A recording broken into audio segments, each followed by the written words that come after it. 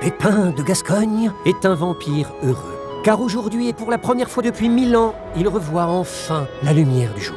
Car au fond de la catacombe dans laquelle il avait élu domicile, une crème solaire et une paire de lunettes lui étaient miraculeusement tombées sur la tête.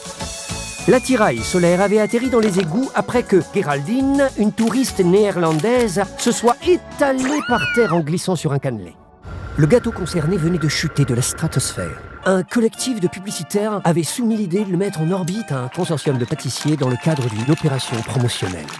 La trajectoire de ce cannelé n'aurait absolument pas été la même si la zone de lancement n'avait pas dû être déplacée à la dernière minute à cause de Pedro, étudiant des Beaux-Arts, qui avait choisi le même emplacement et le même horaire pour effectuer sa performance gavé humain. La performance n'était qu'un vague plagiat de Moi, imprimante, la pièce qui retrace la naissance d'une conscience dans les processeurs d'une imprimante laser.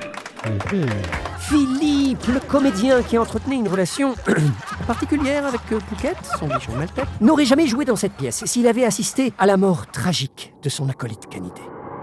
Heureusement, Quentin, conducteur TBM, est vigilant à chaque instant et a pu freiner d'urgence, permettant à la pièce d'avoir lieu, etc.